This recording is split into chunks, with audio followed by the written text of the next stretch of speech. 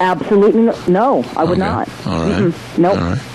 And I would have televised and or aired that little girl saying the Pledge of Allegiance. What's wrong with that commercial? I don't see anything wrong with it. Yeah. Did you see it? Nothing. No, I did not. You ought to tune it in and get it on the computer. It's a very, very cute little girl. And says the pledge, and she's being prompted a little bit so she doesn't miss the words. But, the gist of the story is kind of like with Abby and others of the younger generation that call in and do our Pledge of Allegiance. That is our future. That is our future, and we need to cultivate our future instead of quashing it. Yeah, and for CBS to be gutless and say, no, well, gee, it might offend somebody, or maybe it's too politically incorrect, we better not do that. To me, that's all the more reason to really chastise and go after CBS. Since when did saying the Pledge of Allegiance become a political correctness issue? I mean, I realize that it has, and it offends me that, saying our Pledge of Allegiance is a political correctness issue, which it should not be. It is the Pledge of Allegiance of the United States of America. We have the right to say it every day. But look at Kate Smith and God Bless America. It's the same thing. There are groups that are going after that. And there are many, many groups that are going after our national anthem. They don't want that played. They call it, and Obama is one of them, has called it a warmonger song. It is not. That is the anthem of the United States of America. That is our song. Francis Scott Key was standing on the bow of a British ship and watching the shelling at Fort McHenry when it was first coined and into a poem that turned into a song that he and a couple others put to music. And by the way, a lot of people don't know that Francis Scott Key was also a very accomplished musician. And that's how our national anthem came into being. Hello? Oh, she's talking to someone. I guess that's going on. Got a phone call for you. You scared me when you said KBAR, and I said, yes, I know it is. No, I was answering the phone for you. Okay, thank you.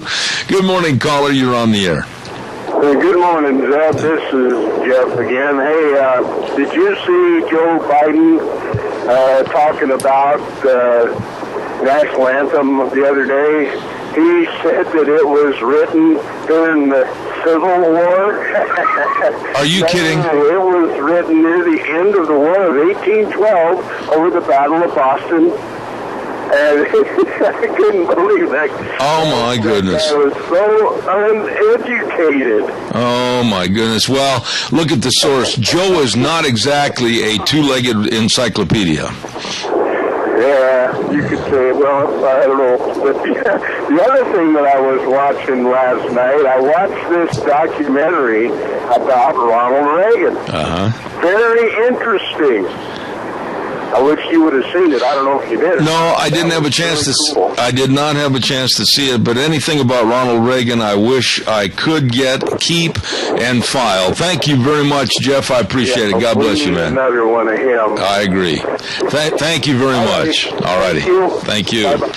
Calls are welcome. 436-2244, 1-866-927-4587. I go back to what I said initially at the beginning of this hour. And there has been many, many sportscasters with various networks, ABC, CBS, and then, of course, the Fox News Sports Network, and also, like I said, ESPN. And they haven't really made a dictate from the hierarchy in the big offices to not say Redskins, but you can see it happening. Yesterday, I took a little poll, and most everybody on CBS referred to Washington as Washington. They would not say the Redskins. On Fox News, it was much more relaxed to the way it should be, and they referred to the Washington Redskins, both names, many, many times. But what's happening is, and I want to go back to this deal about where on their websites, where you used to be able to go and order the jewelry, the Washington Redskin jewelry and the sweatshirts and the caps and everything. This one company stopped having the online sales of Redskin paraphernalia. And at the same time, they are letting be sold Nazi swastikas and other very heinous and very I think, ridiculous items, and they're calling the Redskin paraphernalia offensive? Are you kidding me? That's the messed up state that we have in this country. The Redskins football team was nothing more than honoring the Native Americans, if you want to call them that. Of course, I'm as native as they are. You are too if you were born here. But honoring American Indians. And believe me, I think they've done a good job over the many, many years that they've had that football team. You back up on the Washington Redskins and force and coerce Daniel Snyder to change the name, and it will be just a matter of months that they will come after the Atlanta Braves. They will come after the Cleveland Indians. They will come after the Kansas City Chiefs. Everything will be subject to what these certain groups deem politically correct. Calls are welcome, 436-2244, 1-866-927-4587. Oh, your Magic Valley Les Schwab Tire Centers. All 7 are involved in a great big tire sale right now. They've got all the different tires, all the different tread designs for all the different driving, whether it's for your car, your pickup, your SUV, your horse trailer, boat trailer, whatever it might be. They've got all your tires. Now's a great time to get those tires. I mean, from the Eclipse all the way to the Open Country AT2, the Ultra Z900, the Terramax HT. They've got your tires. They've got a lot of the custom wheels on sale. They've got the best in-brake service. Front end alignment, shocks and struts, batteries. It's all there at all 7 locations, along with the best of service. Lane and Rupert, Dave on Blue Lakes and Twin, Mike and Buell, Mike and Jerome, the Twist family in Paul, John on Poline in Twin Falls, and Randy on Overland in Burley. Your Magic Valley Les Schwab Tire Centers. All right, give us a call, 436-2244, 1-866-927-4587. I also see that the environmentalists are back at it again. 4 conservation groups that contend that federal officials in Idaho, I'm reading this from a story that was sent by the AP, and it was in the paper this morning. 4 conservation groups that contend that federal officials in Idaho are violating environmental laws by killing predators and other wildlife to protect livestock and crops have taken the first step to file a lawsuit. This is so ridiculous. We made an agreement, and my dear friend Jack Euler was involved in this all the way since 1995. Made an agreement to bring back the heinous predator wolves. Made an agreement on the numbers. They agreed to it, they being the environmental groups, but they can never be satisfied. They keep suing and suing and suing to get their way with unlimited numbers. No agreement is safe from these leeches, and they always want to change the rules. The groups contend that a biological opinion issued in July violates the Endangered Species Act, and they are going after anyone that tries to manage the wolves. This is going to get more serious once again. And it's just like with Jack on the program many, many times we've talked about. He has sat in on those meetings. He's been one of the very strong consultants that they've had at various meetings to talk about how, if we're going to be forced to restore the wolves, what numbers, etc. Agreements were made, and these people will never honor agreements. They are not honest, and they're not trustworthy. And now they're eyeing another lawsuit against predator controls in the state of Idaho. Absolutely ridiculous. Calls are welcome, 436-2244, 1-866-927-4587. By the way, Gina, as you look ahead, I was going to ask you this when you did the weather forecast a little bit ago. As you look ahead on the weather charts on my cell phone, when I plug in the extended forecast for the week, it looks like it's going to be doggone hot for the rest of this week. Yeah. When are we going to start to see some of that so-called cold snap that's coming? I have no idea, but I'm cool with the Indian summer, as it were, and I like it that it's all nice and warm. I don't like the cold weather, so the cold weather can just kind of hold off for a minute. It was, what was it, Friday or Saturday that it was a little chilly early in the morning? Yes. Which day was that? Thursday and Friday was a little bit chilly in the morning. Mm-hmm. That's right. We were over to Ramsey's on Thursday. By the way, did you get your biscuits and gravy? I did. It was delicious. Okay. Al brought it over to you? Yeah, untouched. Untouched? Yes. He didn't stick his finger in it or anything. Are you sure? Well, I would hope so, because his wife was with him, so I figured Polly would keep a close eye on them. No, we had a great time out there, and again, I want to say thank you to everybody that was there at Ramsey Heating and Electric for our... Keith and I were trying to figure it out the other day. I think it's probably the 14th or 15th that we've done this annual Hats Off to Farmers and patriotic tribute, and we had so many nice people there. I just want to say thanks to everybody. Oh, it was a great time. I had a great time on my end. You know, it sounded like you guys had a lot of fun. We did. Now, coming up next hour, we've got, and I'm looking forward to this, Gina, he's back. Frosty Woldridge is back. From his I'm excited to talk to Frosty. Yeah, his big bike trip all down the West Coast. And then at 9:30, Kerry Kupek. And then at 10:06 this morning, Gina, we have Rush Limbaugh's brother, David, who's quite an attorney and an author. And he has a brand new book out called Jesus on Trial. And we're going to have him on the air at 10:06. And then at 10:30, Chris Warren with the Institute for Energy Research. Don't go away. I'll be back in 6. Zeb at the Ranch.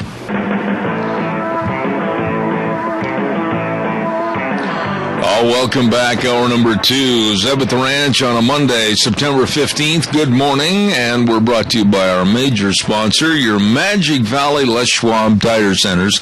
All 7 locations serving you, and serving is the key word right there. Thank you, Magic Valley Les Schwab. And don't forget to some of our great advertisers like Lee's Furniture, Floors, and More at 459 Overland in Burley, and our friends at Western Waste Services. From the canyons of the Snake River and all across southern Idaho, we're always at your disposal. Western Waste Services, we care about our community, our resources, and this great land. Western Waste Services is lending a hand, always at your disposal. Western Waste Services, I'm very, very proud to have them be a part of our program, whether it's the route service, getting rid of your garbage, they're always at your disposal. Whether you need porta potties for a special event, they're always at your disposal. Whether you need dumpsters in various sizes for cleaning out the garage, the basement, whatever, they are always at your disposal. Please give them a call today, 734-6969. 734-6969. Western Waste Services, the best. Don't forget, coming up this next Saturday, I want to remind you the 7th annual POWMIA Recognition Day ceremony. It's going to be this coming Saturday, the 20th, at the Rupert Square, and we're going to be starting basically the 7th annual Recognition Day ceremony at 2 o'clock in the afternoon. There will be live music leading up to that, and food booths. There's going to be all kinds of great, great things going on over at the POWMIA Recognition Day ceremony, 7th annual in Rupert on the Square this next Saturday. Also, don't forget our dear friends at Hanson Mortuary, 710 6th Street in Rupert. Joel Heward, the manager. Good morning, Joel. How are you? And he wants me to remind you they have very flexible hours, and they are there when you need them with complete attention to your family's needs and wants. When there's the passing of a loved one in your family, please give them a call at Hanson Mortuary, 710 6th Street in Rupert. Number to call, 436-5636. That number again, 436-5636. Always serving you with the highest ethical standards and unquestioned integrity. Hanson Mortuary. All I can say to our next guest is, wow, it is so great to have you back. I cannot wait to hear what you learned on that bike trip across, basically down the west coast of America, Washington, Oregon, California, etc. My dear friend, Frosty Woolridge. Frosty, good morning. It's good to have you back. Thank you very much, Zeb, and good morning to each listener here at Zeb at the Ranch. I think what we're going to talk about this morning, I think, is going to be very, very interesting, and I think I have several profound thoughts or observations that will really give listeners across America an understanding of what we're facing here in the future. I'm so thrilled to be back. Sandy's safe and sound and took care of her business and had a great ride, and I touched down on the Mexican border there just a couple days ago, and it was and is, and I actually have, if you go to my Facebook page, you'll see a lot of Frosty Woolridge on Facebook. You'll see a lot of the pictures. Sandy Lynn, Lynn, you'll see a lot of her pictures on her Facebook page, and you'll get an idea of the extraordinary journey on bicycles. And boy, oh boy, a lot of laughter, a lot of friends, a lot of foreign new friends. I've been getting emails from people who we met along the way and shared and are sharing. So yeah, anyway, just fantastic ride. I will be writing an ebook that we'll be publishing on quite a few websites in the future, so it'll be a lot of fun. So thank you so much, and I'm just great to hear your voice and be back with you. No, I tell you, Frosty, you mean a lot to this program. Now, I guess if I were to put everything together in kind of a grab bag potpourri of all the things that happened to you on that trip, what stands out as the most poignant memory and or happening on the trip that made you realize how proud you are to be an American? I'm proud to be an American because I have a choice, and I have the right, and I have the ability to travel and see and do and speak and share as I wish in a responsible manner, that I didn't fear for my life. I wasn't stopped by the authorities to check me to see if I was legal or otherwise. I was a free bird in a free country. I enjoyed food. My wife and I enjoyed new friendships that will last a lifetime. I was able to write and ask questions of people. They were allowed to give their answers, some of them angry, some of them steamed up, some of them, I don't care. It was and is an extraordinary privilege to be born into the United States of America, or even legally immigrate into this country and enjoy the right to be yourself. And as Thomas Jefferson said, the right to pursue, life, liberty, and the pursuit of happiness.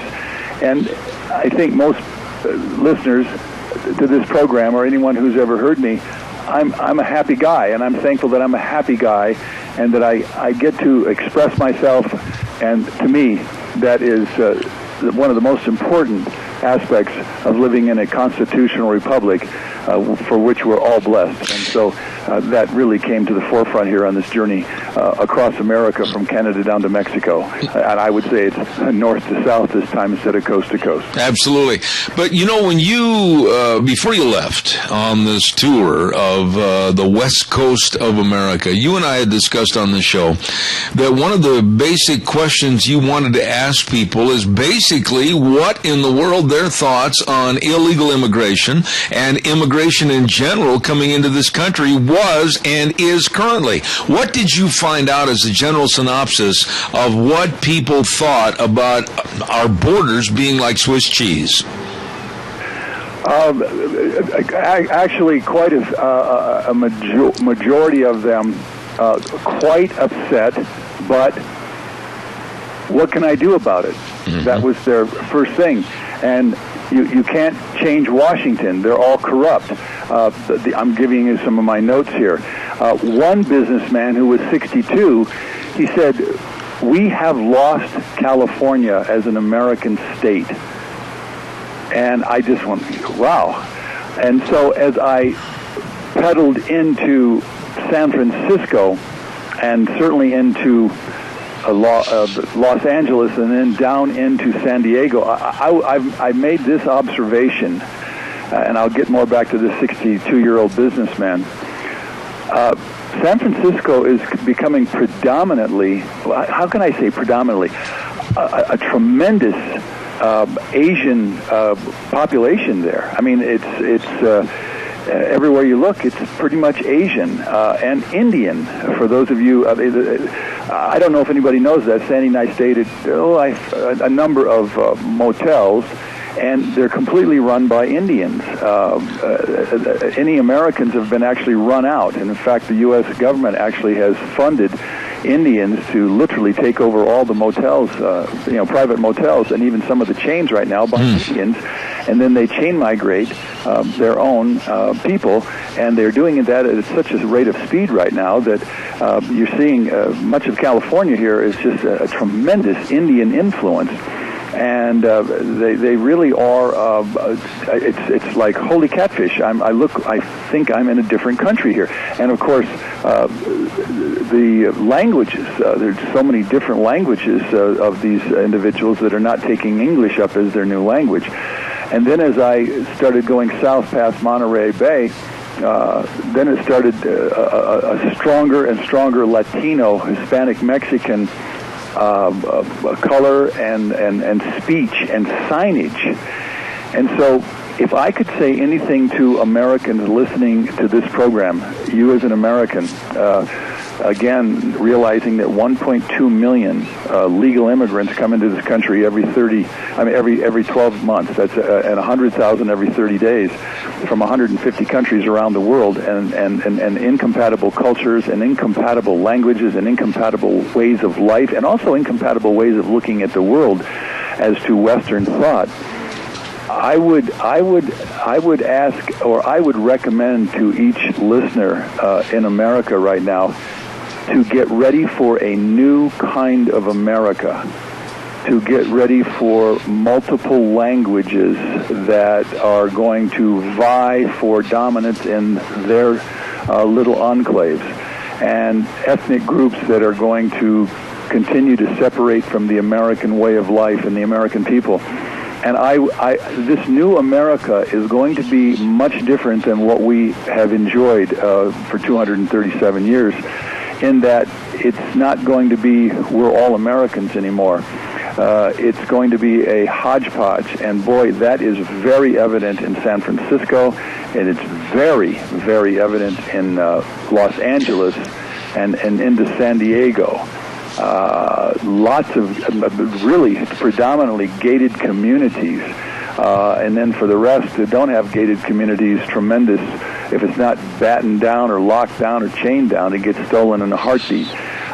So that is one of my, I think, most poignant observations of this journey, and I see it continuing because, again, the American people don't realize that the U.S. Congress, the Senate of this country, not only passed the Senate 744 bill that gave amnesty to all of these illegal alien migrants that are in this country, but it also doubled legal immigration from 1.2 million per year to 2 million per year, so that the projected 100 million new immigrants coming into this country here in the next 36 years are going to come in at double that speed.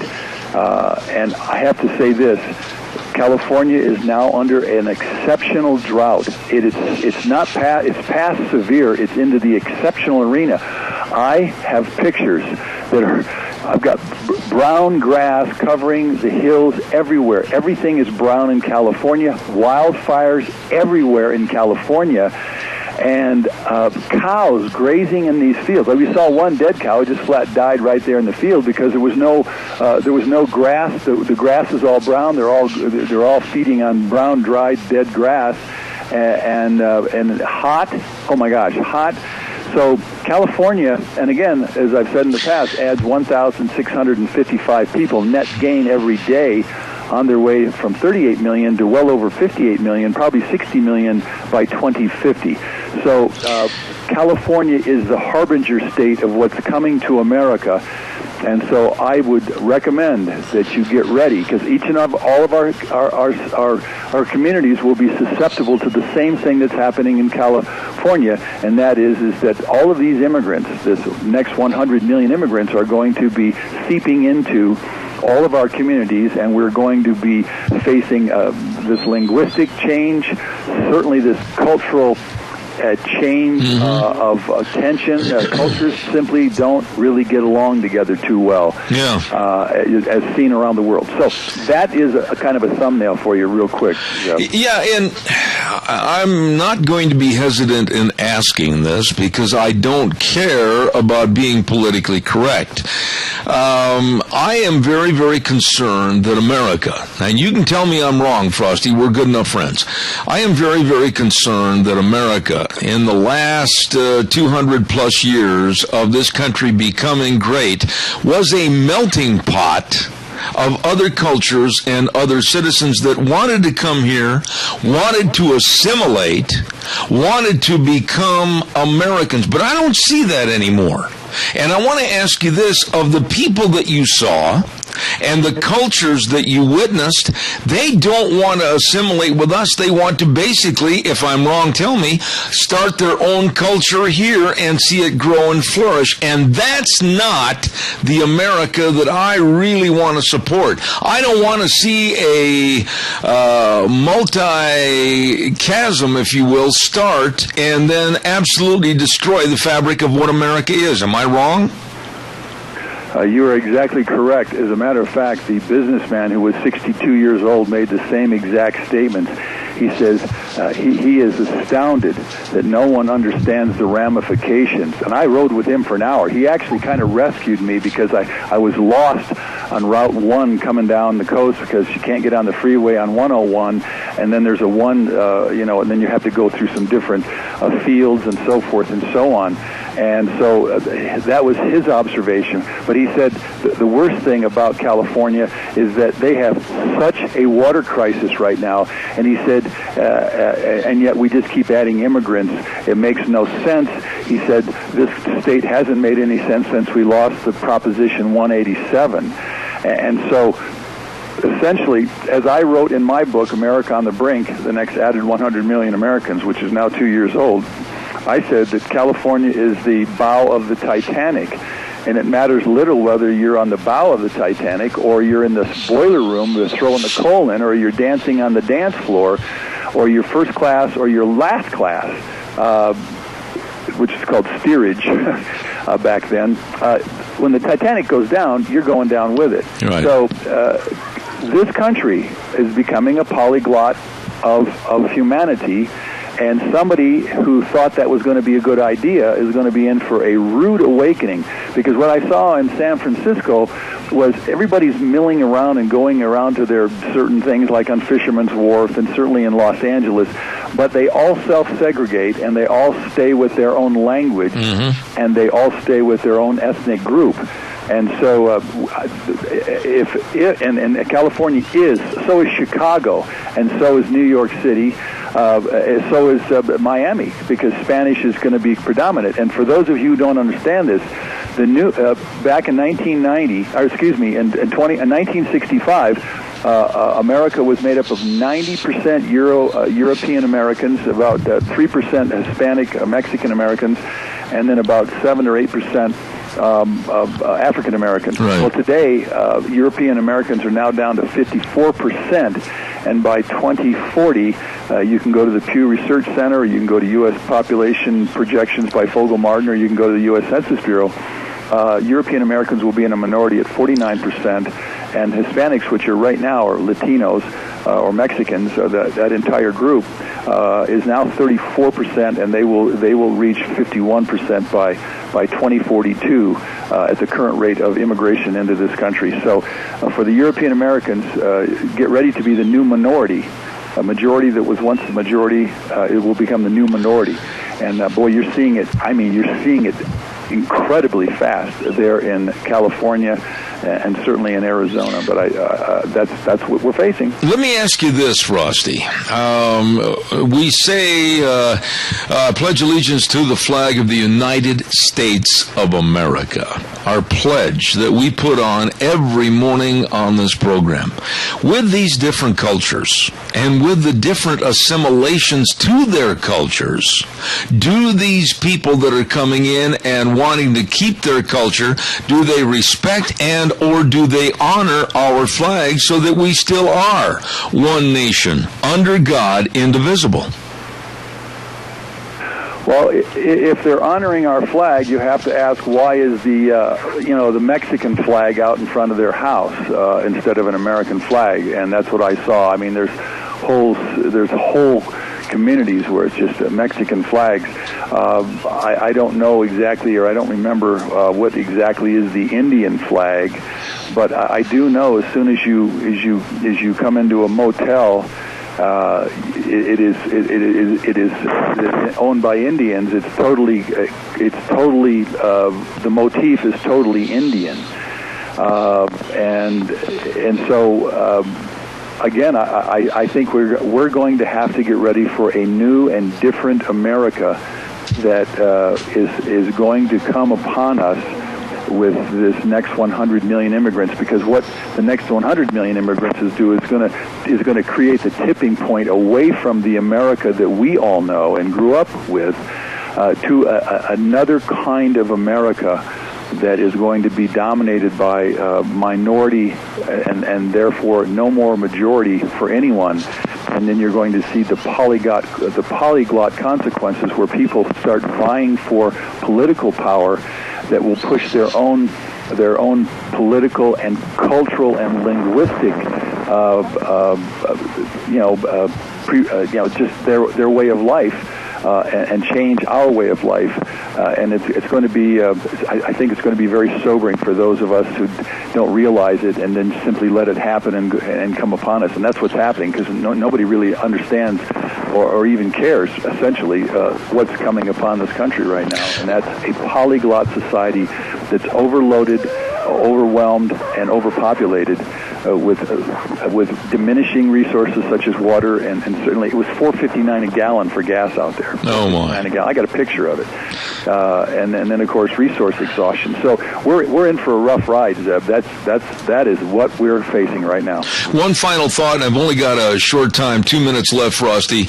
The word respect. The word respect associated with this country, this great United States. Do they, the people that are coming in, have and share the respect that you and I and others have for our past, our present, and hopefully our future? Well, for the 20 million who are here illegally, or even more of them, obviously there is no respect. For the people coming here from like a Bush tribe in Somalia or Ethiopia, they don't even have a world view that could even. They have no understanding of what this country is. You can read it in a book, but it's not in you as a person. It's not in your heart. It's not in your soul. It's not in. But what so many millions that are coming here now, they just get to live a little bit better or a lot better than they lived in their old country, and they really don't care essentially what it is to be an American because it's not part of their. It's called Weltschmerz or worldview. I think that's German, Weltschmerz. So again, I see a country that's going to continue to fracture at the seams and fragment, and that communities will slowly or quickly, depending on how many of these 100 million seep into different parts of the country and different communities. I just see a tremendous amount of alienation. I see a tremendous amount of tension, both linguistically and culturally. And then different ideas that pop up. You have to understand that the Muslims right now are pushing for caliphates. They're pushing for Arabic in the schools. They're pushing for madrasas.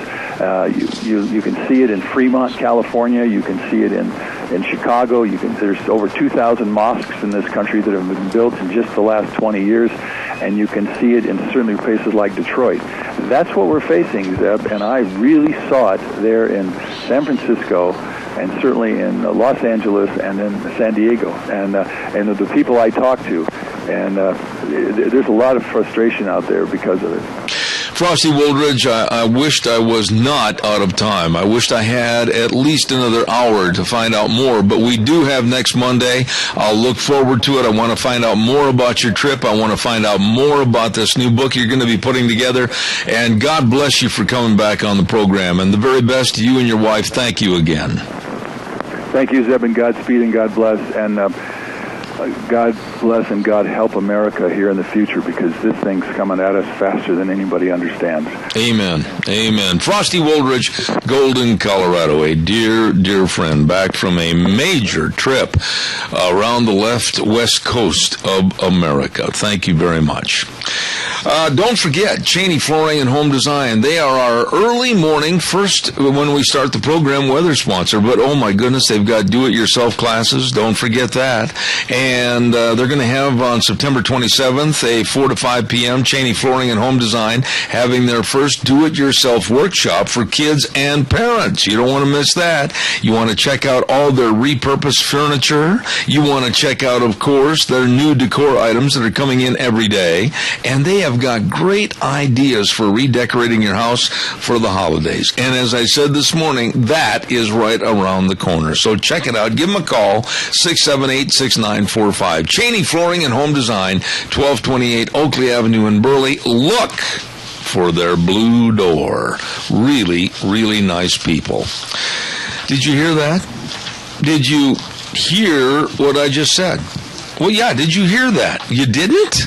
Well, then you'd better remember this number. 312-0957. 312-0957. Mount Harrison Audiology and Hearing Aids. Christine Pickup, Doctor of Audiology. She's located at 1218 9th Street, Unit 2, right behind the Minidoka Hospital, across from the emergency room. Did you hear that? If you're having trouble hearing, hearing loss is not a part of aging. Do not ignore hearing loss. It's not an age problem, so have it checked out, and maybe she can help. Yes, and hunters, don't forget those special shooter plugs during hunting season to protect your ears from the gun blast. All of that and more at Mount Harrison Audiology.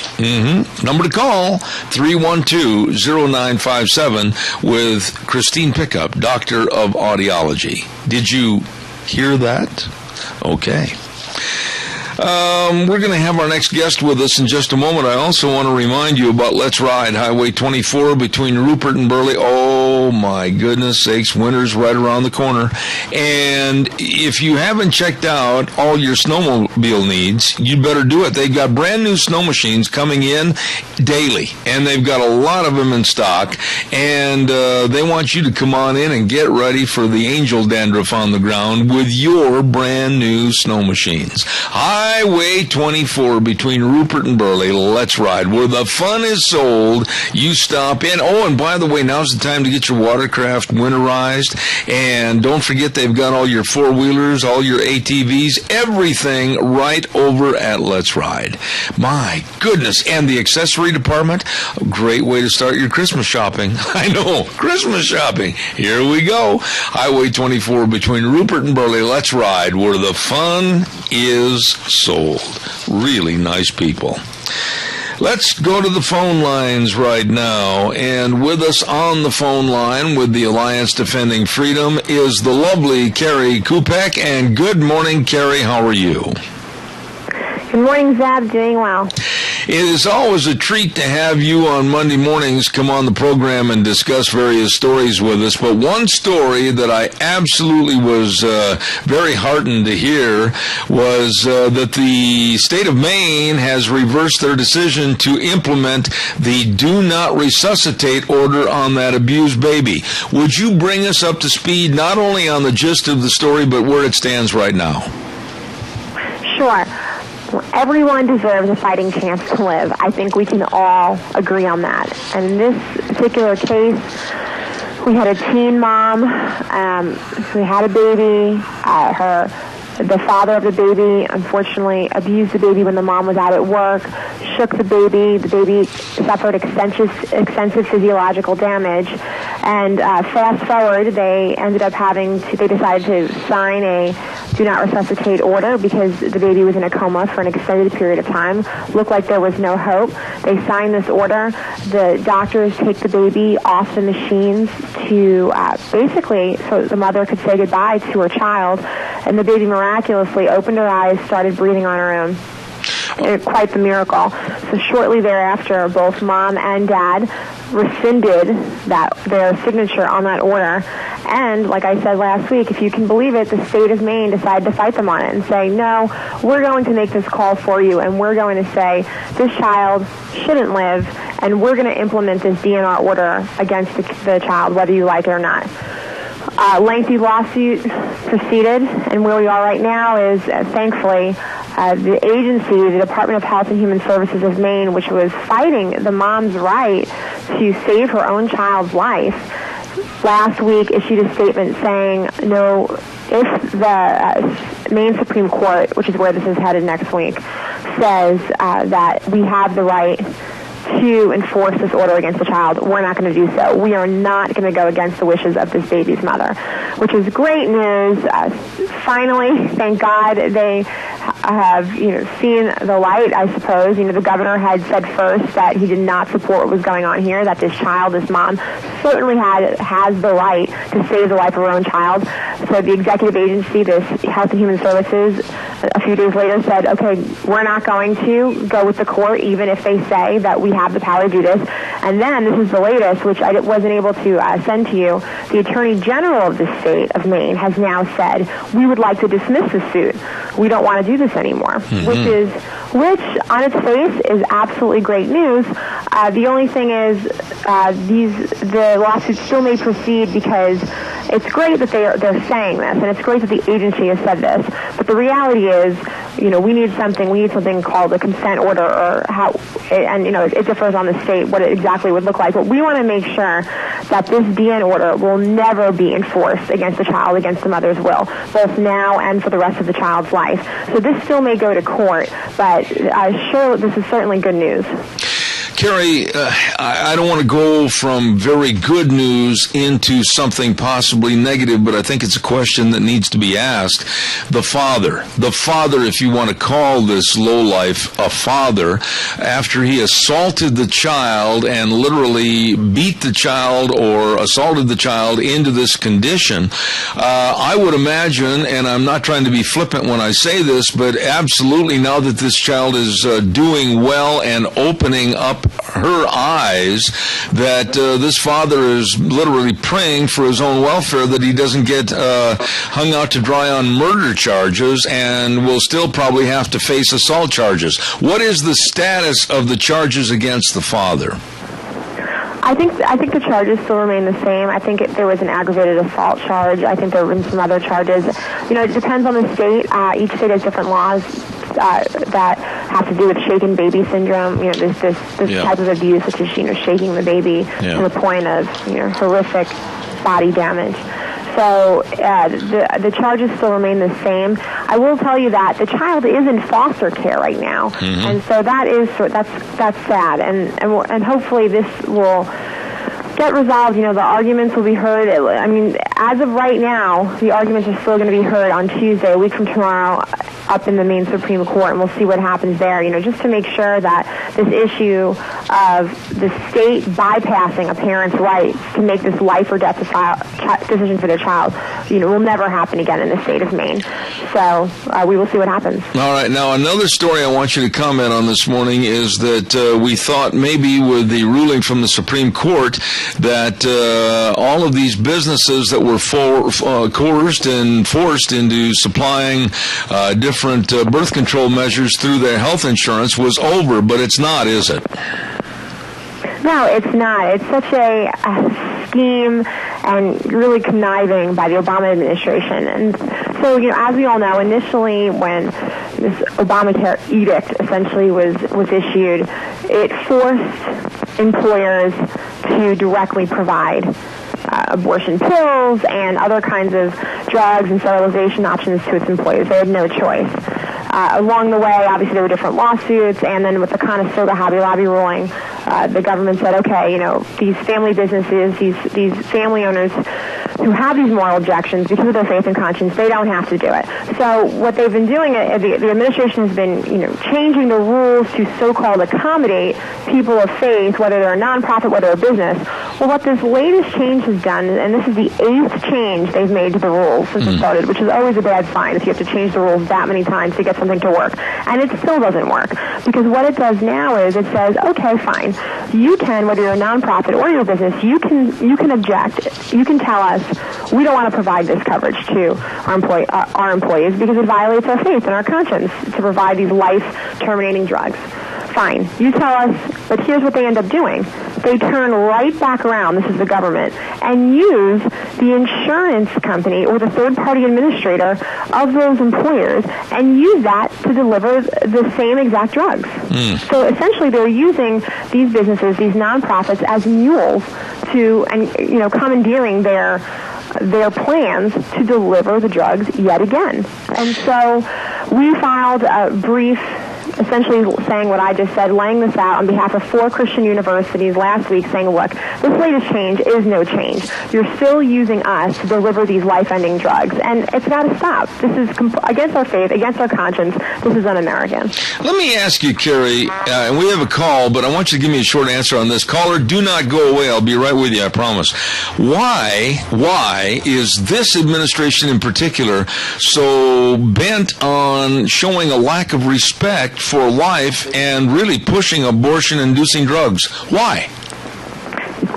I wish I had the answer to that. I don't know, but you are absolutely right. They show an absolute hostility to life over and over and over again. And bigger even than that, they show an absolute hostility to the rights of Americans to live and work according to their faith. Absolutely. Caller, with your question, go ahead, please. Caller, go ahead, please. You're on the air. Yes, can you hear me? Yes, go ahead. Okay, yes. When you said conniving, that the administration was conniving, the Obama administration, I study heavily about social issues, political issues, and how this all came about and why. And, the end always justifies the means. The lies, cheat, steal, murder, maybe, at any cost to get what they think is right. And even then, they don't even all believe in the utopian, experience, so to speak. It's truly just about control and power, and I'll hang up. Kerry, respond to that, because I see that the last couple of words that he used, control and power, that's what it seems like with this Obama administration. Basically a control and power over all of us that have any moral values whatsoever.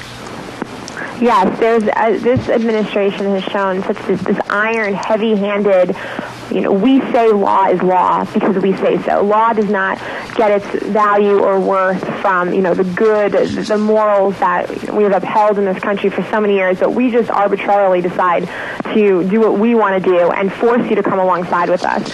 And there's an absolute rejection of a hallmark principle of our country, which is that all Americans should be free to live and work according to their beliefs without the threat of government punishment.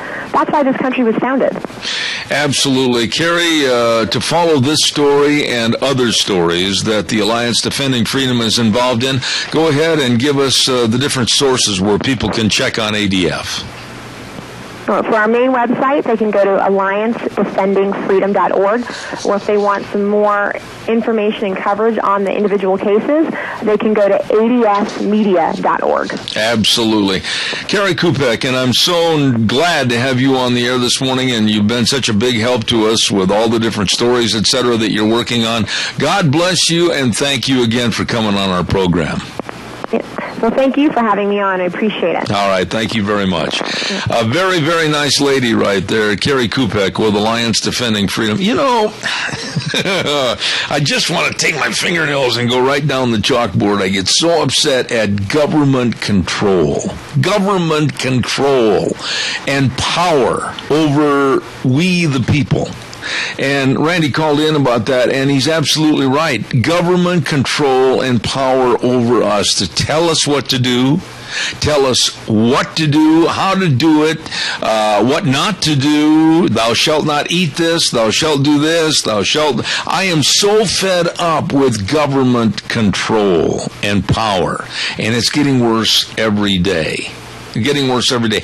And leading into a guest that I'm going to have on the program at 10:06 this morning with his new book. And the book is called Jesus on Trial, David Limbaugh. I mean, it's absolute. I cannot wait to ask him various questions about from he being an attorney and he being having an epiphany in his life to the point where he realized the Bible is correct and God is correct and Jesus is correct, and the various reasons as to why he felt compelled to write this book, Jesus on Trial. There's so many things that you can think of as far as questions just by the 3 words in that title of the book, Jesus on Trial.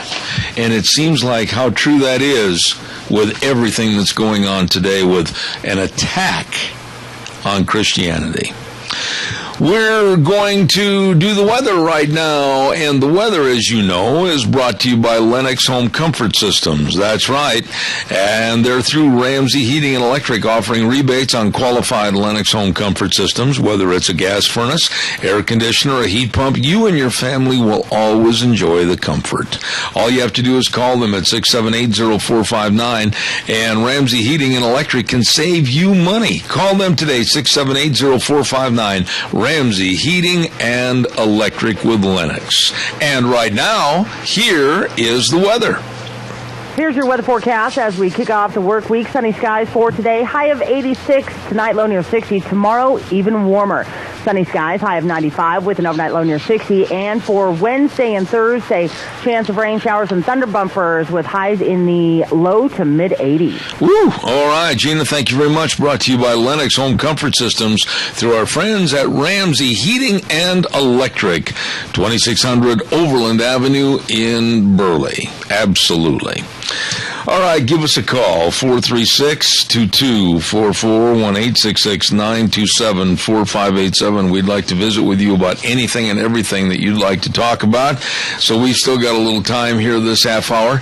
And Gina, one thing I wanted to ask you, are you going to, I believe you are, going to be over there at the Rupert Square on Saturday, are you not? Yes, I'm going to be broadcasting live from 9 to noon. Oh, you're going to be there broadcasting from 9 to noon? Yeah. Wow, you're really going at this, aren't you? Yeah, I'm excited. And George Mass asked me if K-Bar would be there to represent. And so K-Bar is going to be there, and we will be broadcasting live, and it's going to be a lot of fun. So I'm definitely looking forward to this Saturday. Out of the 7th annual POW-MIA Recognition Day ceremonies, I've done 6 of them, counting this year. One year I was not available. I was out of town. Actually, I was out of state. And I'm really looking forward to this. George and Donna and everybody else puts a lot of time and effort into this Recognition Day. They do, and I'm very, very honored to be a part of it, so definitely looking forward to it. You know, when you think about it, Gina, you're the generation right behind me, and all the people that have put on the uniform of the United States, whether it's Air Force, Marines, Army, whether they're in, who did I forget, the Navy, the Coast Guard, whatever, all of those people that are still missing, or they have no idea where they are. They may be POWs and MIAs, missing in action. We really don't know their status. And I honestly, firmly believe, after talking to George on numerous occasions, that there still are prisoners of war, our people, that are unaccounted for. And it almost seems like we don't care. In a way, it does. I mean, the American public, the American people do care. I think maybe the administration does not, but we still need to honor these soldiers because, you know, they're family members, their brothers, their sisters, their aunts, their uncles.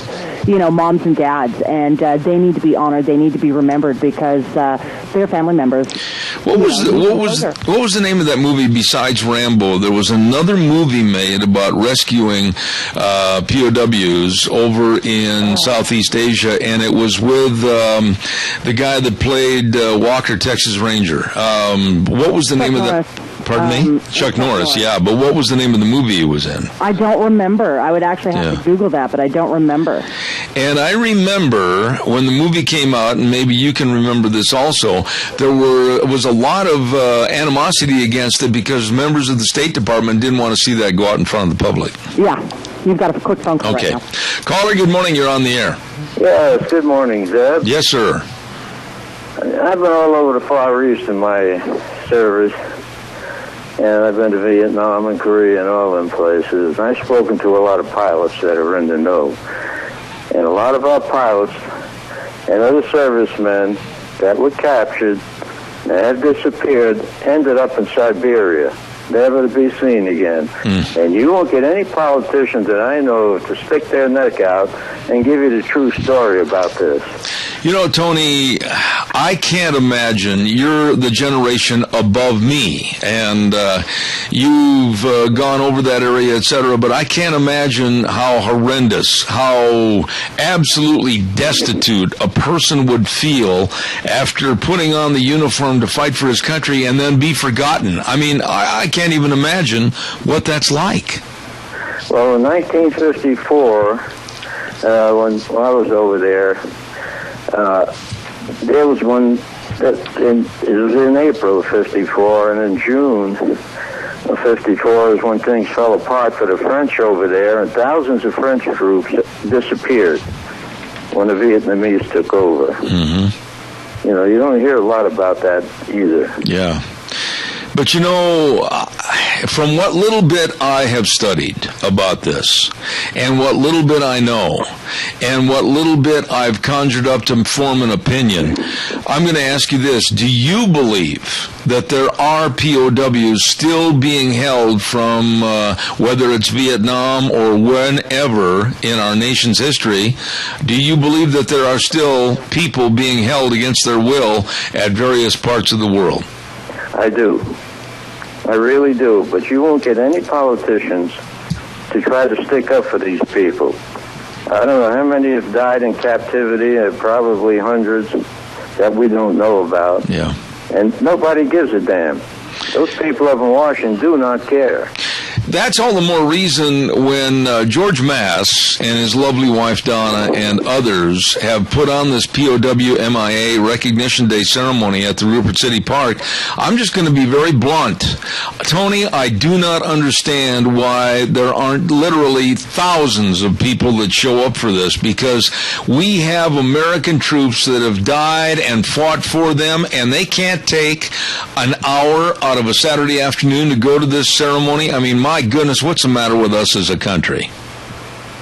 I don't know, Zeb. I really don't know. People are too comfortable in this country. They've got too much. Football season is here, and they don't give a damn about anything else but their personal comforts, and they don't realize what it is that people... we still may have captive people up there in Siberia that are freezing, starving, well, nobody gives a darn. Well, it just really bothers me, and somebody said to me last year after the program was over, and I got on the air the next Monday morning, and I kind of chastised everybody for not being there, and I remember I got an email from somebody that said, how dare I chastise people for not being there? Well, I will dare. I will chastise people, because this is something very important. POW-MIAs, you are not forgotten, and you're not going to be remembered if we can't attend these ceremonies and let people know that as a nation we do appreciate their service. Well, I was at a meeting Saturday with Adrian on this Common Core thing, and maybe 25 people showed up. Oh, my. And that was it. Yeah, there doesn't seem to be a connect with the way things are going and how we need to protect our culture and America in general. Well, our country is sliding slowly but surely It's getting to the point where we're so far gone, I don't think there's any way to pull it back out. I'm not going to get that negative because I want to look optimistically. Yeah. But we've got to start, and there's got to be us right here that have got to try to help. Thanks, Tony. God bless you, man. You're welcome. Thank Bye. you. So again, I want to reiterate, Gina's going to be a part of it on Saturday morning from 9 to 12, broadcasting live and direct from the City Park over at Rupert. I'll be there at the 2 p.m. ceremony as the Master of Ceremonies, and I'm certainly looking forward to it. It's going to be on the Rupert Square, 7th Annual POWMIA Recognition Day Ceremony. You are not forgotten. And I ask you to be there. Oh my, let's not forget all the fall savings on, anything you need for your home, like carpeting. Oh my goodness, they've got all your carpeting, at least furniture, floors, and more. They've got all the vinyl flooring. They've got all the mattresses. They've got complete rooms made simple. They've got different packages with all the different furniture, the end tables, the cocktail tables, everything. You better get in there and just check it out. Great big fall savings on what you need for more comfort and beautifying your home, at Lee's Furniture, Floors, and more. 459 Overland and Burley. Stop in. I mean, they've got the professionals there that can help you at Lee's Furniture, Floors, and more. You stop in and see them today. Also, real quick, don't forget, too, when you talk about professionals, you got to talk about Cameron and Siemens Insurance. You know what? I got to say this, and I mean this.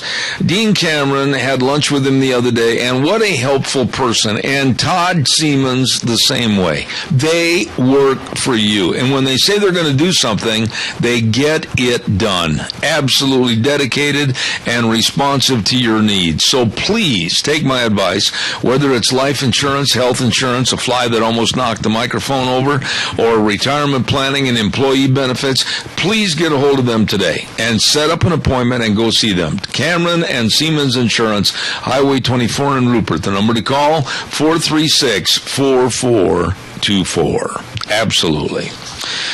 Whew, we're almost out of time. I got time for one more call. Give me a jingle on the landline, 436-2244, 1-866-927-4587. And, Gina, by the way, did you hear about the kids up in Malta? They're back to drinking bottled water again. What? Yeah. Really? You know, have you ever heard of a school that has had more trouble with their water system than Raft River? I feel sorry for those kids up there. I do feel sorry for those kids. I mean, they need to have access to reliable drinking water, and so what is the school district doing about it? Well, I don't know. I'm going to try to talk to Debbie and some others, but the people in Malta, a quote right here from Heber Loftmiller, the people in Malta are upset because this has been going on for so long. How many years has it been since the water has been untrustworthy up there? A long time. You've got a quick phone call. Okay, quick call. Good morning. You're on the air. Go ahead. Yes. You know, I just want to put in a little bit of comment. You know, I was in Vietnam in 68 and 69. Yes. And that's kind of an unsung thing, you know, and they can go to any memorial that they want and look at the stats. We lost 22,000 troops that year. Sir, all the more... I don't know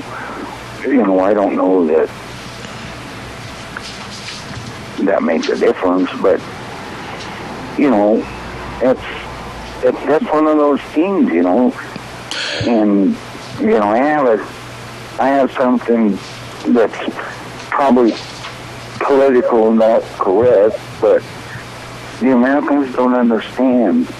You know, you say ISIS. Yeah.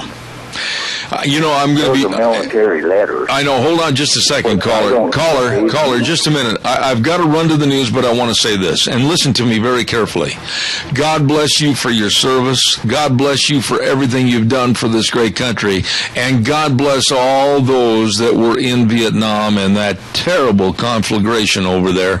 And that's all the more reason why I want you and others to attend that POWMIA Recognition Day this coming Saturday on the Square in Rupert. Trooper. Thank you for your service. I've got to run to the news. Yeah. God bless you, sir. Thank you very much. We're going to come back in a few minutes, 6 minutes about, and have David Limbaugh on the program. Don't go away.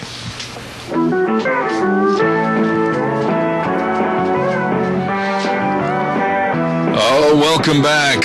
Hour number 3, Zebeth Ranch, brought to you by our major sponsor, all of your Magic Valley Les Schwab Tire Centers, and of course some of our great advertisers, including Lee's Furniture, Floors, and more at 459 Overland in Burley, and of course Western Waste Services, always at your disposal. Get on the route service today. Get rid of your garbage, 734-6969. Before we introduce our guest, I also want to remind you that if you're getting hungry about this time of the day, you know that in just about an hour and a half, 2 hours, you'll be able to go to the Chadwick Sports Grill, 139 West Main in Burley. Today, the special, head on down and enjoy sweet and sour chicken over white rice with vegetables, super salad. You're going to love it. Every day a special, every day delicious menu items. You're going to love the Chadwick Sports Grill, 139 West Main in Burley. You stop over and see them today. I've had this gentleman on my program before, and I'm looking forward to visiting with him about a brand new book called Jesus on Trial. And there are a lot of questions you could ask just about the title of the book. And that, of course, is a gentleman that is a lawyer, nationally syndicated columnist, political commentator, and author of 5 New York Times bestsellers. Good morning, David Limbaugh. How are you? Great. How are you doing? I am fantastic. I heard that you're in Texas this morning, but I've got to ask you, how are things back at Cape Girardeau, Missouri? I love that part of the country. Just really well, thank you. Everything's good in Cape, and it's great to be in Texas, too. All right. Well, David, this new book, I've got to ask you, I was reading some of the excerpts, and I just got the book on Friday.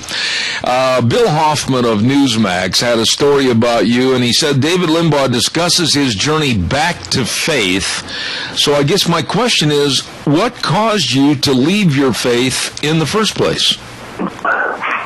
Well, I always believed in God, but I didn't necessarily embrace the Christian God, the God of the Bible. And I think it's because it's as simple as not paying enough attention as a flighty young kid, even though I was confirmed and went through all the motions, not really being serious-minded enough until I got older and began to have questions, and I didn't quite understand a lot of the things. And what I ultimately determined is I hadn't given the Bible a chance. Mm-hmm. So once I finally realized that the Bible is the Word of God, the revealed Word of God, and I started to take it seriously and study theology and apologetics, then I came around. It's not that I was predisposed not to believe, or even attitudinally, but I just didn't take it seriously enough, and then wasn't familiar enough with the teaching to resolve my doubt until I really dug into it.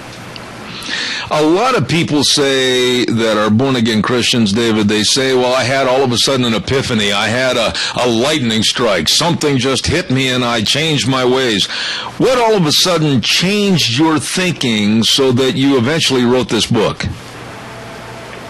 Well, I didn't have a lightning bolt experience emotionally as much, but I guess you could say I did when I tell you the following story.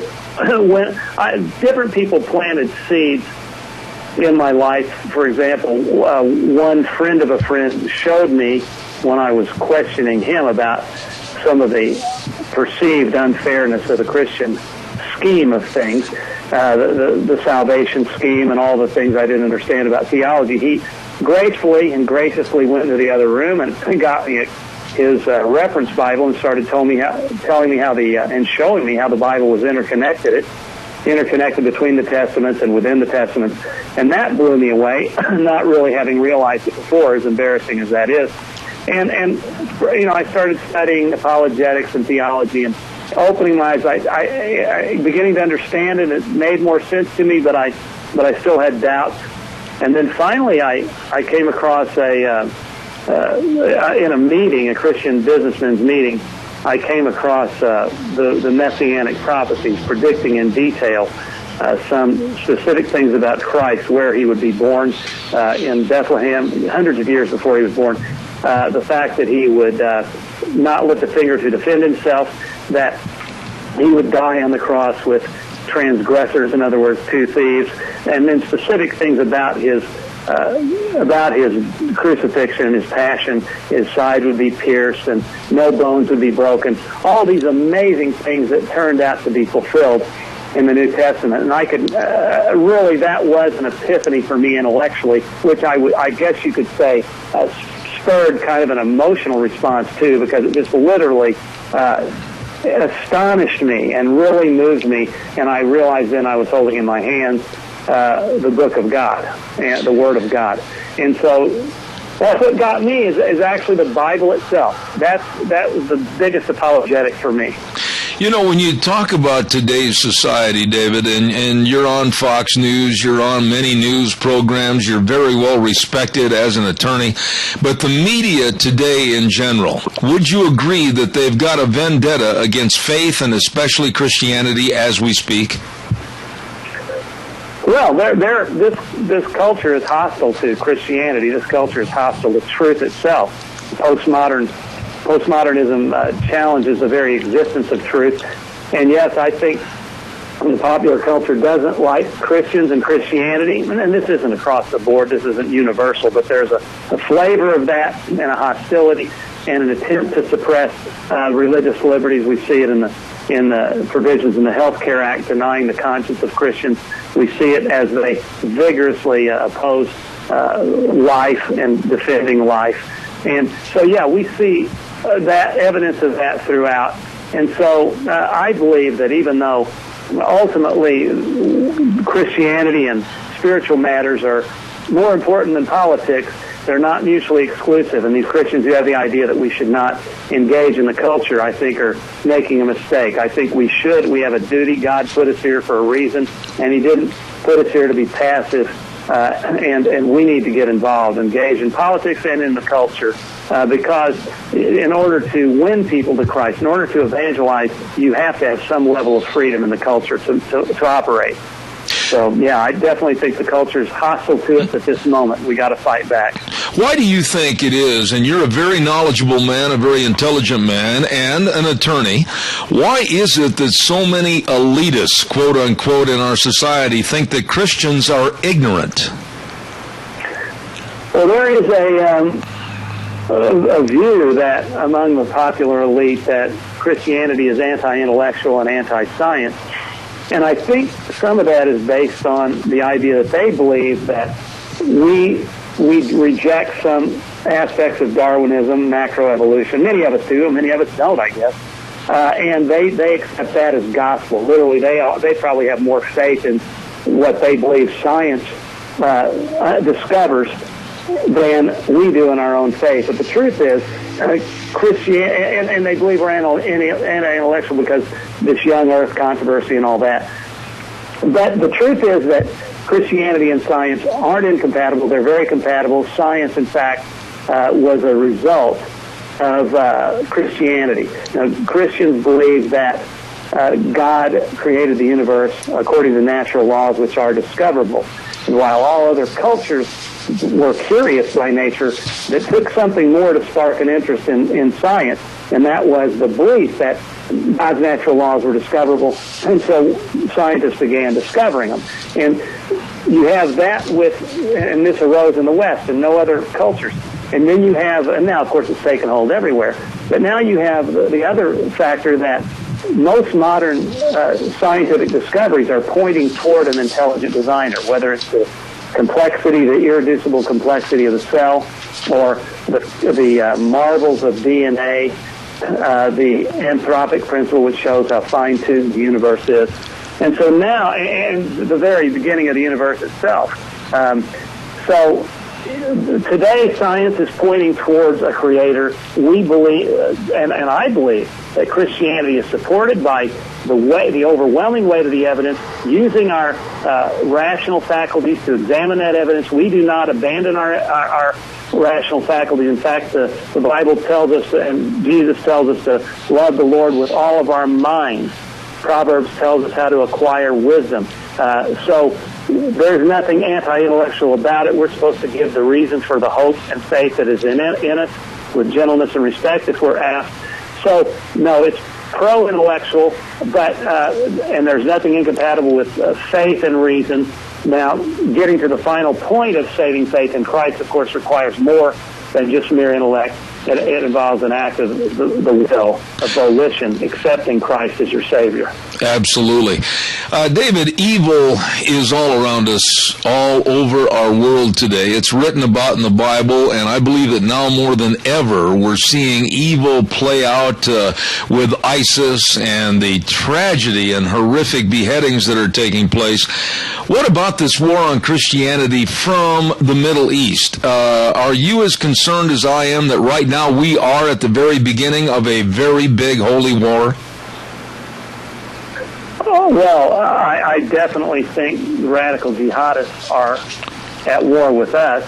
I think on the current under the current administration, we're not engaging in a war at all. We are, in fact, unilaterally refusing to engage in this war. And then just recently, Obama claims to have seen the light in some respects, that he denies that the Islamic State is a state or it's Islamic. And so we have an uphill battle. I mean, it's a very tricky thing to say that, Islam is an evil religion or something, or not a religion of peace. We don't say that.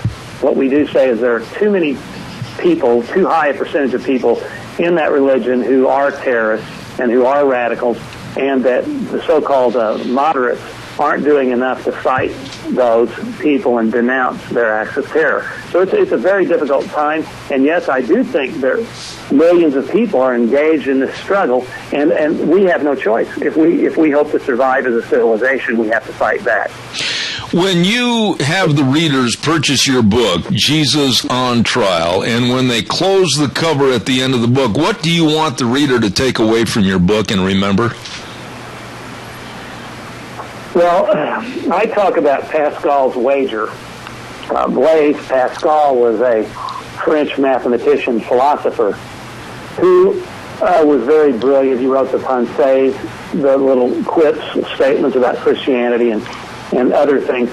But he took the position that people have nothing to lose by placing their faith in Christ, by believing in Christ.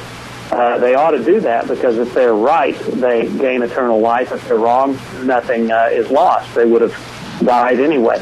But I reject that. As much as I respect Pascal, I reject that because I don't think it's that easy just to snap your fingers and become a believing Christian. It requires more than that. It requires you embracing the Christianity and putting your saving faith in Christ. And that involves an act of the will. It's not just something you do flippantly or half-heartedly. And so my modification of the wager is to say, please, you all, I implore you, and I say this in the last chapter and in the conclusion, take a look at this evidence. I started out as a skeptic.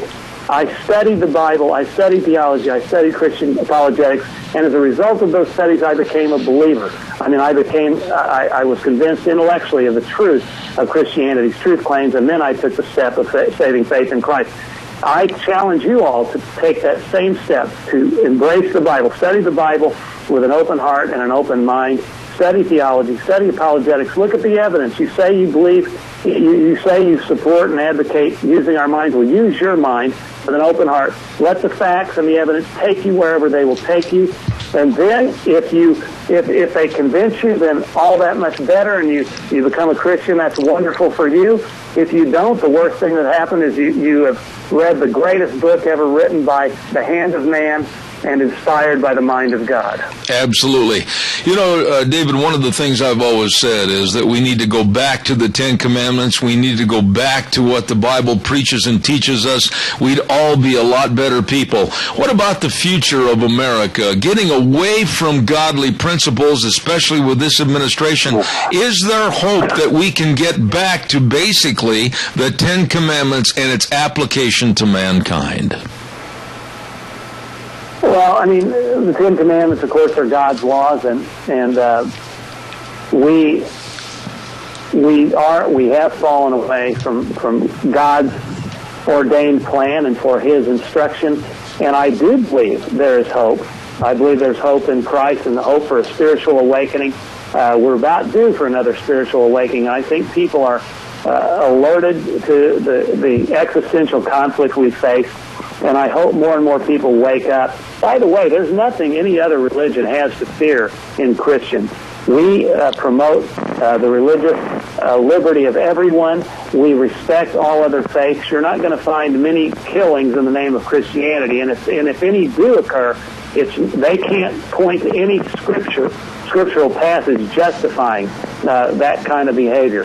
So Christianity is a religion of love. It is a religion that invites other people in. Evangelism is not a religion of coercion. So if we do move toward a revival and move toward restoring this country to its founding principles, we'll be better off. Yes, I remain optimistic that we can and will do that, but it's going to be tough. I absolutely urge everyone to get the book, read the book, Jesus on Trial. David, where is the book available? Is it at all major bookstores right now? Yes, it is. It's Amazon and Barnes & Noble, Books A Million, all the major Christian family bookstores. So I feel real good about that it's out there. It's in the secular world, and hopefully it can make a difference with some people by planting a few seeds, and they can add other seeds and hopefully end up in the right place. That's my prayer. Absolutely. The book is Jesus on Trial. A Lawyer Affirms the Truth of the Gospel, written by David Limbaugh, a lawyer and nationally syndicated columnist. David, thank you for taking the time to be on our program this morning. Thank you so much for having me. You take care. God bless. Thank you very much. You too. I heard about this book the other night, as a matter of fact, when David Limbaugh was on Hannity, and Sean Hannity, of course, has written, I should say, a little opening to the book, and I have a lot of respect for it. But here we have a lawyer affirming the truth of the gospel, David Limbaugh. And yes, if you're thinking the name Limbaugh sounds familiar, it is, because David is Rush Limbaugh's brother. And as I said, he's an expert in law and politics, and he's appeared on many television and radio shows across the country, all of the major news networks. And he comes right out and blatantly writes this book, Jesus on Trial, and he affirms the truth of the gospel. I just got a copy of this book sent to me as of last Friday. Have not had a chance to read the book in its entirety, but I certainly appreciate the fact that he was on our show this morning. And again, the book is David Limbaugh's Jesus on Trial, and it's available at all the major bookstores across the United States. Thank you for being on our program. Calls are welcome and appreciated. 436-2244, 1-866-927-4587. Give me a call on the landline. I'd like to see what your thoughts are. Don't forget, Ramsey Heating and Electric can offer rebates on qualified Lennox home comfort systems. Whether it's a gas furnace, an air conditioner, or a heat pump, you and your family will enjoy the comfort. That's right. All you have to do is call 678-0459 and learn how Ramsey Heating and Electric can save you money. Remember, at Ramsey's, they sell warm winters and cool summers. You call them at 678-0459. You know, we have on Thursdays a segment on this program called School Days in Cache County, and a very, very nice lady, excuse me just a minute, excuse me, I had a choke, hay fever season. Debbie Critchfield has been so helpful to us in lining up all our guests and everything. And then we also have two wonderful sponsors, and I really want to say a big shout out and thank you to A Child's World at 1308 Overland in Burley, and they've got all the new fall styles of clothing arriving daily, and if you spend $25, you get a free children's book, and they've got layaway and free gift wrapping, and they urge you to shop locally and help the people right here in the area that are helping you. And of course, we say thank you to A Child's World, 1308 Overland in Burley. And the other business that really has done a lot to help promote school days in Cache County, and I really thank them, the Ambulatory Surgery Center. continues to save area neighbors hundreds and hundreds of dollars and give outstanding medical care in a warm, friendly setting. All you have to do is call 677-8888 and see if your doctor performs his outpatient surgeries at Ambulatory Surgery Center on 1344 Highland Avenue in Burley. Very nice people and very helpful to you and your family. The Ambulatory Surgery Center and A Child's World, bringing you school days in Cassia County. Gina, what did you think about Mr. David Limbaugh on the program this morning? Honestly, you're going to be kind of mad at me. I was not listening because I was in doing some work on the new operating system. Oh, no, Mr. Bill. Well, I know. Oh, no, Mr. Bill. But I caught bits and pieces. I would really like to read the book, but honestly, I can't give you an honest opinion because I really wasn't listening and my attention was diverted elsewhere. Tell you what, I will finish reading my copy of the book that was sent to me, and then I will make sure you get it. Oh, perfect, because I would love to read it. There you go. Okay.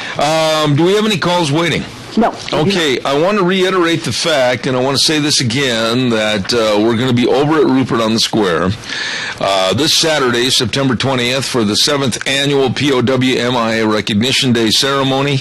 And as Gina mentioned earlier, she's going to be broadcasting live and direct over there from 9 to noon. They're going to have live music from 10 a.m. until 1:30, and they're going to have vendors. There's going to be food booths over there. And then at 2 p.m. in the afternoon, we're going to start our Recognition Day ceremony, and we ask you to be there. It's not going to cost you anything. I just really want that park filled on the Rupert Square because this is very important. You are not forgotten. POW-MIA Recognition Day ceremony right there on the Rupert Square. Please, everybody be there. Now, coming up next half hour, we're going to take a little break. And Gina's microphone, are you still there? Yeah, I'm still. Oh, I thought you had something else you wanted to say to me. Huh. By the way, what about football tonight? Who you picking, the Eagles or the Colts? You're a football fanatic. Eagles. I'll go with the Eagles. You know what? I'm going to have to disagree with you. I think the Colts, this is a must-win for them. They've had a lot of negatives as far as their season is concerned in preseason, and if they don't win tonight, I think it's going to be curtains for the Colts. I'm going to say 20-17, Andrew Luck and the Colts over the Eagles. You know, just because it's a must-win doesn't mean they're going to win, and so I'm still going to pull for the Eagles. Well, and I bet you said the same thing for the U of I on Saturday against Western Michigan. Oh, yeah, you know, it was a must-win, but we didn't win. You know what, though? They were predicted, I think, in many cases to lose by at least 3 touchdowns, and they didn't. No. They didn't. They lost by, 11, I think it was. Yeah. And I talked to some people that were at the game, and I talked to them on their cell phone at halftime, and quite frankly, you know who it was. Larry Hudig and his lovely wife, Nancy, were there. And doggone, I think bigger and better days are ahead for the U of I because it looks like they can play with the big boys, and eventually they're going to pull out some victories. Hopefully. My fingers are always crossed, but I'm not going to get my hopes up because, come on.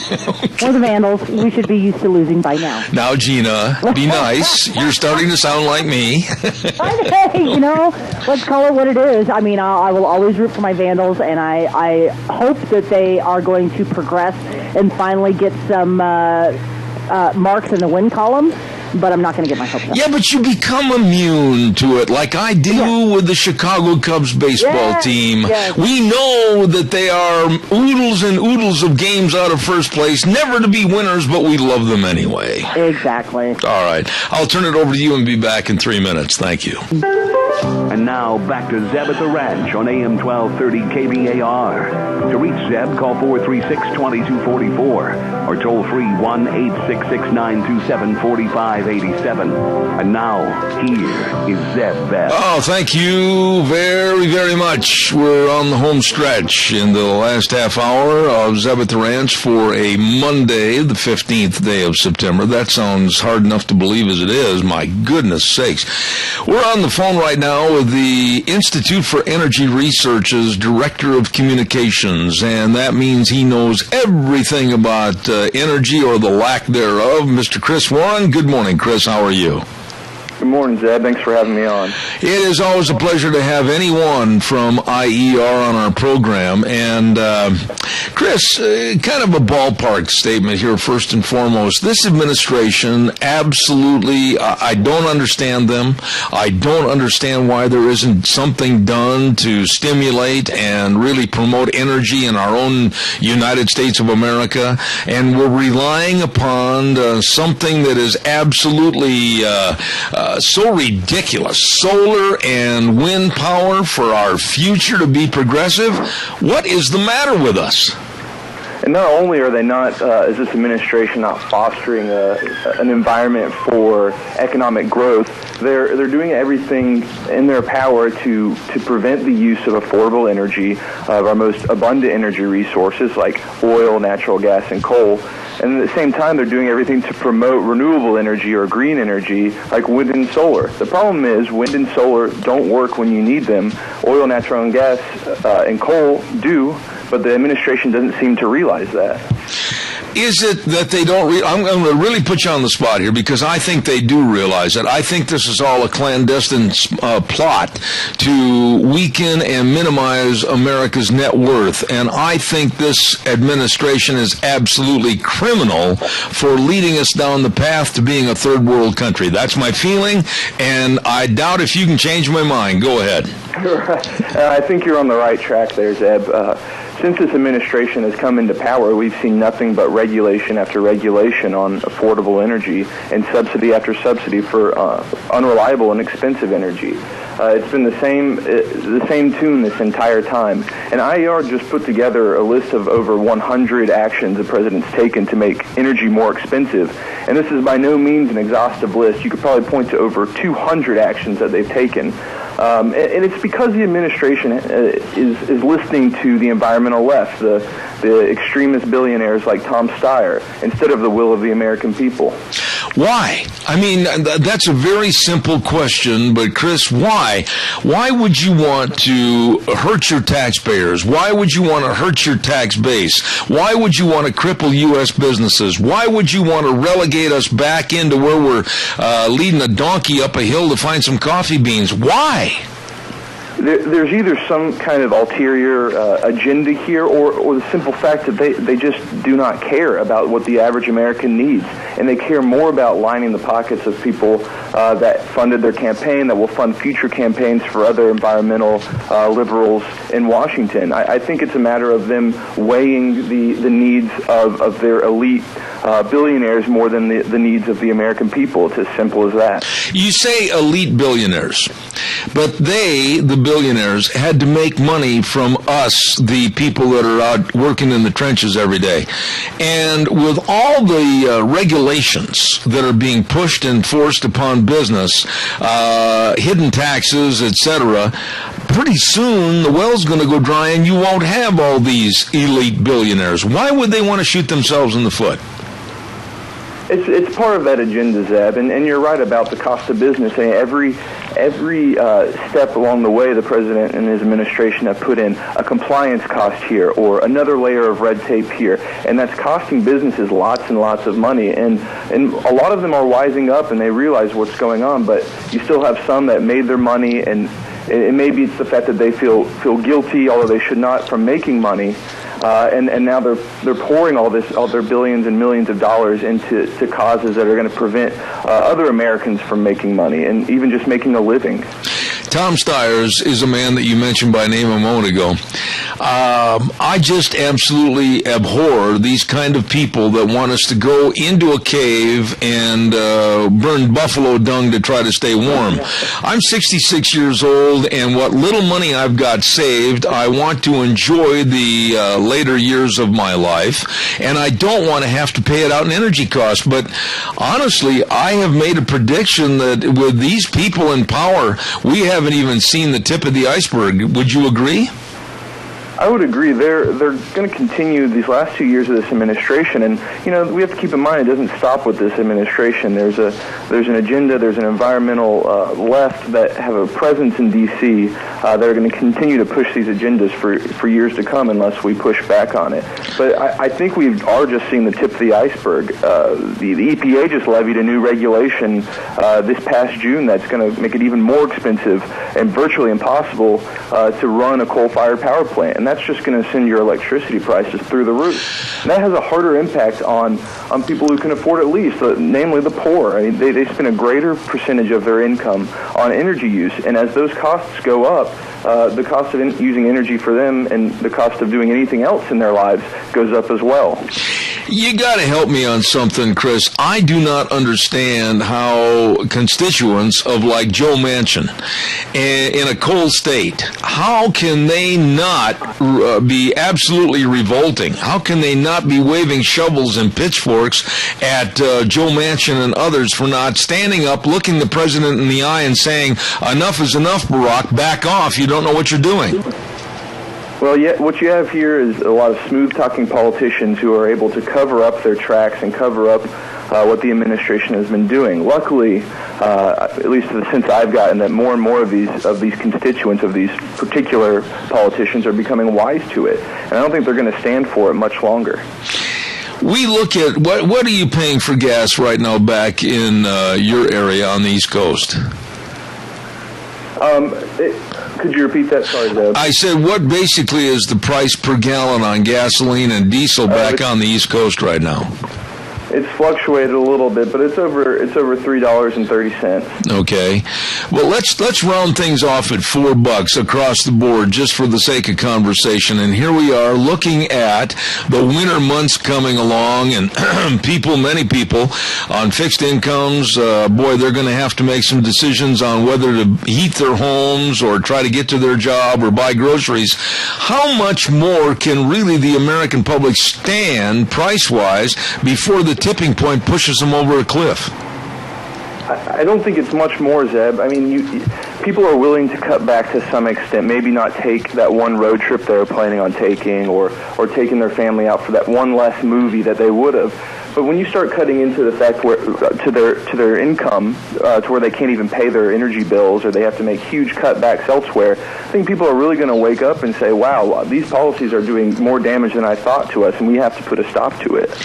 When you, on behalf of the Institute for Energy Research, you start getting all this information, you compile all these stories as to what's going on, I still go back to the simple question as to why would this administration want to climb into bed with the environmentalists and destroy the strongest country in the world? And I can't come up with a decent answer.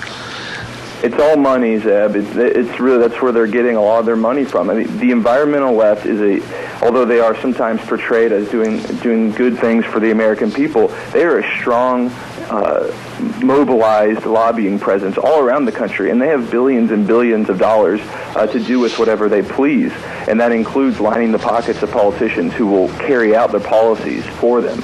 So that's why you see these policies being implemented at the expense of American taxpayers. What do we do? I mean, our politicians, they seem to turn a deaf ear to us. The EPA has assumed powers, and when I say assumed, they've assumed the powers on their own. They were not given by Congress or anybody else. Why can't we just throw those bums out of office, grab them by the three-piece suits and the wingtip shoes and throw them in the water? What really do they have to stay in power that we the people can't act as insurrectionists and throw them out of power? Well, we really should be throwing these politicians out of power, and I think there are opportunities coming up. I mean, we have the elections coming up. It's not always a guarantee who you're going to put in there if they're going to live up to their promises, as we've seen time and time again. But just by mobilizing and reaching out to your congressman, your senator, and letting them know that this isn't going to stand, making these energy issues, which are pervade our entire life, the way we live our lives, are important issues to you and are important issues to your community. And if the price of energy keeps going up, you're not going to stand for it. I think that's the message that we have to send to Washington for them to finally take this seriously. Now, you're the director of communications, and so you're on a lot of radio programs, a lot of television programs, and probably have to write a lot of newspaper stories. Are there any bright spots on the horizon that you can report on this morning? I think the brightest spot, and it's been the same bright spot for the past couple of years, is what's going on private and state lands that are outside of the administration's executive reach. I mean, we see the potential there of what we're doing as far as oil and gas production. I mean, we're hitting record rates. Jobs are being created. I think from 2007 to 2012, in the oil and gas industry alone, 162,000 jobs were created, and that doesn't even include indirect jobs. So I think those are bright spots, and it's a sign of what could be on federal lands if this administration would open those up to energy production. Okay, but now here's the caveat before I let you go, Chris. If we thought Barack was bad, it's going to be even worse if we're stupid enough to elect Hillary Clinton as president. But where are the Republicans? Where is the GOP? Where are people of conservative values that want to restore the strength in America? Why aren't they standing up and making some noise? I'm absolutely disgusted with their lack of doing anything. Yeah, I am as well, Zeb, and we're waiting for that politician to come in here or presidential candidate in 2016 to take a stand, especially on these energy issues, and we haven't seen it. The Romney campaign back in 2012 was actually pretty good on energy issues, but they weren't very good at getting the message out there of why this is important, what's going to happen if we continue down this road. But we really do need that counter in 2016, because as you said, Hillary Clinton, she's going to be just as bad, or whoever the Democrat nominee is, it's going to be just as bad on these issues, mainly because the environmental left is pulling the strings there. What about the people? Last question for you this morning, Chris, but when you go to lunch or someplace, maybe for an after dinner or after work toddy, whatever, what about the people on the East Coast? Are they so in tune to mass transit that they don't worry about energy prices? Have they forgot how much is coming out of their billfold, or what's the general attitude back there? I think, especially in Washington, D.C., there's a vacuum of what's going on elsewhere in the country, and I think people are just unaware of the impacts that these regulations and these rules and subsidies are having everywhere else in America. And I think probably the public transportation is part of it, and all these, it's just there's not a real sense of what this is costing people elsewhere. And it's a shame, because if people were to see what it is costing Americans throughout the country, I think they would change their tune. Absolutely. Well, listen, Institute for Energy Research, Director of Communication, Chris Warren, thank you for being on the program this morning. God's blessings to you, and I'll have you back in the near future. Thank you so much. Great. Thanks for having me on, Zach. You bet. Thank you very, very much. Wow. I mean, I would love to grab at random a bunch of these people that work in various political think tanks and work for maybe various congressmen and senators back east of the Mississippi, and just say, okay, now wait a minute. You're going to come out here and you're going to understand what the real world is all about. You're going to understand what it's like to live 25, 35, 45, 50 miles away from a town to where you have to buy your groceries and your fuel. You're going to start understanding what really makes America tick. Stop being so stupid and come out and realize what the real world is all about. I don't think it'll ever happen. It's time for the weather. And the weather is, Gina's going to do the weather for us this morning. And we want to say thank you very much to Scarro's Meats, 331 North Road, Jerome. Had Don Scarrow on the program live and direct. He was right here in the studio a couple of weeks ago, and he left some delicious sausage and some jerky and everything. Oh, my goodness, it is good. They guarantee everything they sell, and they sell taste one bite at a time, and you will not find a better butcher shop for your prized wild game. I'll tell you what, you just get a hold of them today, 324-7657. Scarro's Meats in Jerome, and right now, here's the weather. Here's your weather forecast as we kick off the work week. Sunny skies for today. High of 86. Tonight, low near 60. Tomorrow, even warmer. Sunny skies, high of 95 with an overnight low near 60. And for Wednesday and Thursday, chance of rain showers and thunder bumpers with highs in the low to mid 80s. Woo! Doesn't sound too bad for the middle part of September. And the weather brought to you by, again, Scarrows Meats, 331 North Road, Jerome, 324-7657. And they are selling taste one bite at a time. Really nice people.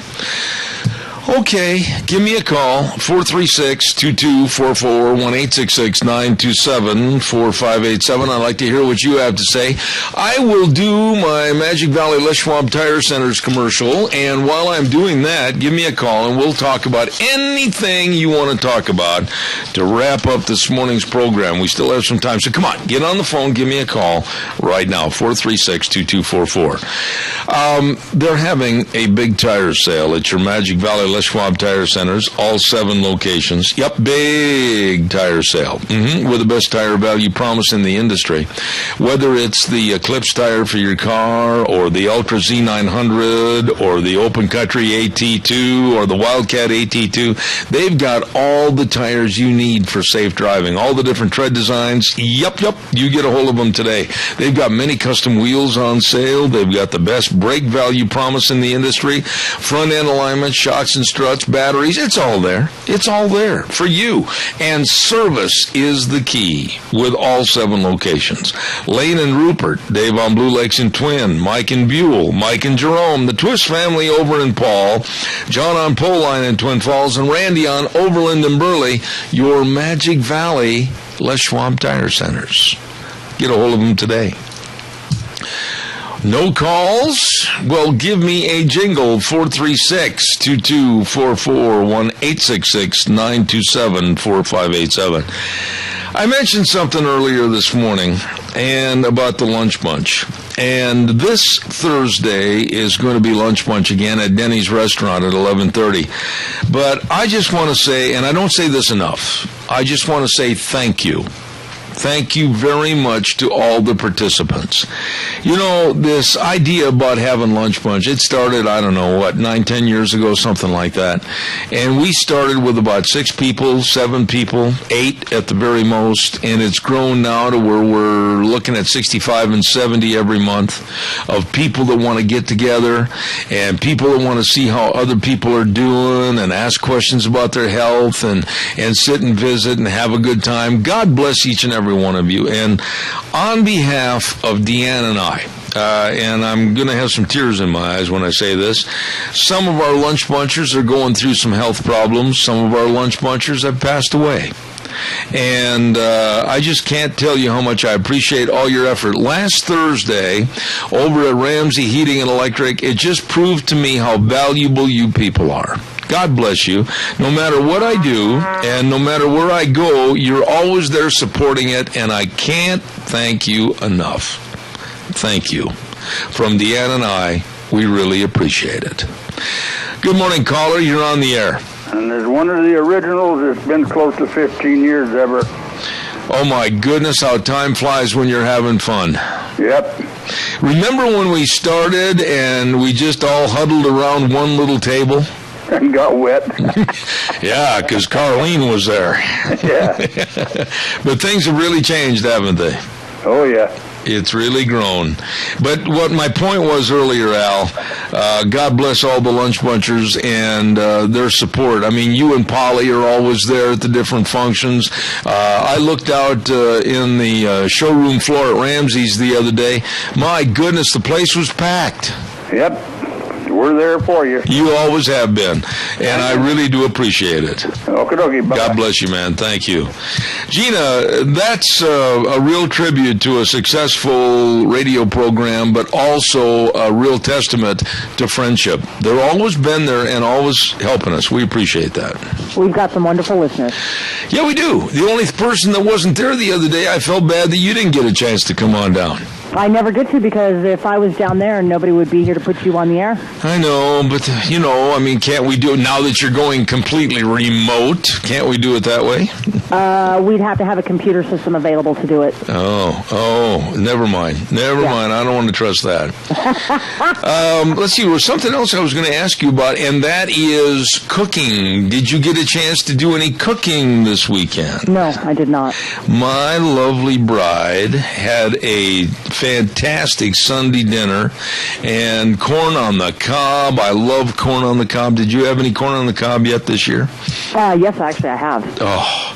Fresh from the farmer's field, corn on the cob. Oh, I love to soak it in butter and then salt it down and then act like a human typewriter. Yeah. It's so good. I love fresh corn on the cob. So I still have a whole bunch in my refrigerator that I need to eat. One of my weaknesses. I just love that I love stuff. It. Love it. Are you a hunter? I haven't been hunting in a long time, but I do like to hunt.